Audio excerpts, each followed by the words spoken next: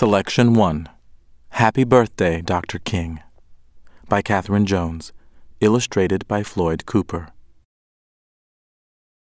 Class, don't forget your assignment for tonight. Think about the Martin Luther King Jr. Assembly. His birthday is almost here, Mrs. Gordon said to her 4th grade class. Jamal, Arthur, you two wait. You have another assignment. Please take these notes from the principal home for your parents. A pink slip? I'm really in trouble now, Jamal thought to himself, walking home through the January slush. Maybe Mom won't ask me about school. Jamal decided to go in the front door and quietly upstairs to his room. Usually, he'd liked that his mother was home from her job at the hospital before he got home from school. Today was different. Jamal, is that you? Is Alicia with you? Mrs. Wilson called from the kitchen. It's just me, Mom, Jamal answered. How did your day go? She asked. Well, we're planning Dr. King's birthday celebration, and I have some math, and Jamal pulled the crumpled pink slip out of his pocket. A pink slip? Did you get into trouble? She asked, looking him straight in the eye. Grandpa Joe came into the kitchen. What's this I hear about trouble? And Dr. King? He asked. What's the pink paper? It's just a note from the principal. It's no big deal, Jamal said. Yesterday, I got into a fight with another kid on my bus. We both wanted to sit in the back seat. Grandpa Joe's smile disappeared. Fighting to sit at the back of the bus. I can't believe what I'm hearing, Grandpa Joe said, in that voice that tells the family to sit up and listen. Why would you want to fight over something like that? He said, walking toward the basement door. I just can't believe it. Why is Grandpa Joe so angry? Jamal asked his mother. It's no big deal. It is a very big deal, especially to your grandfather. Why don't you go and talk to him about it? Grandpa Joe, I'm sorry that I got into trouble for fighting. I won't do it again. Jamal, you are 10 years old and old enough to understand. It's almost Martin Luther King Jr.'s birthday. What are you doing for the celebration this year? What does Dr. King's assembly have to do with a little fight? Grandpa Joe took a deep breath and began. A long time ago, I was raising my family in Montgomery, Alabama. This is what used to happen when African Americans wanted to ride the city buses. First, we'd get on at the front of the bus, pay our fare, and get off. Then, we'd get back on again at the rear of the bus. We didn't like it, but that's how things were.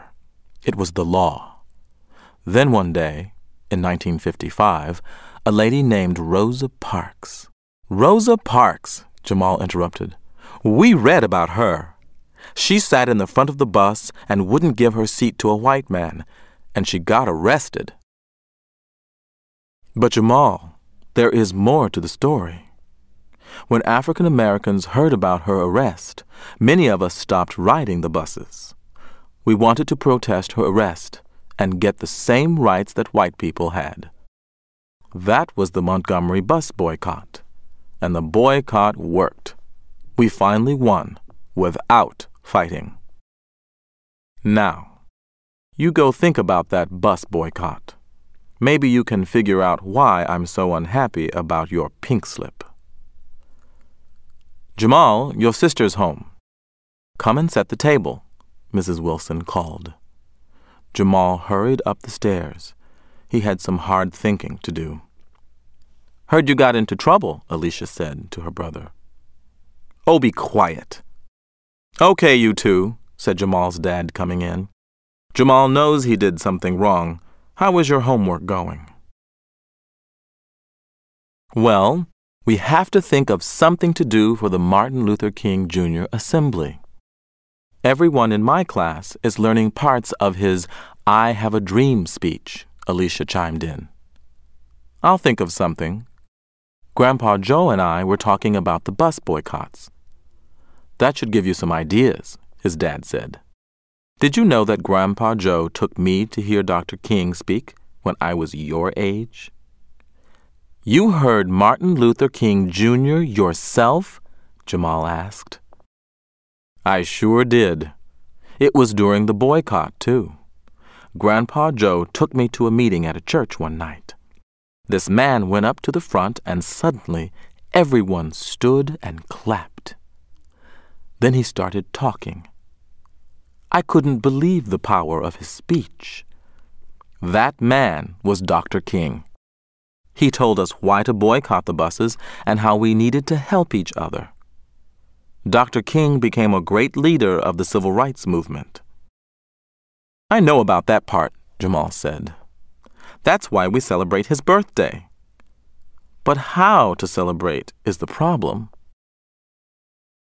Then remember, Dr. King always spoke out about peaceful ways to make things happen. Does that help? Peaceful, Jamal said slowly, thinking. You mean like not fighting? And those peaceful ideas worked back then? Jamal, peaceful ideas work today, too, his dad answered. Peaceful, Jamal said again, and his face brightened. That's it! Our class could do something to show that fighting is not the way to get things done. Maybe we could do a skit. Everyone could have a part, and we could have costumes, and I could be the star, and... Whoa, his dad said. First, you'd better eat your dinner. Then you can write down your ideas for Mrs. Gordon.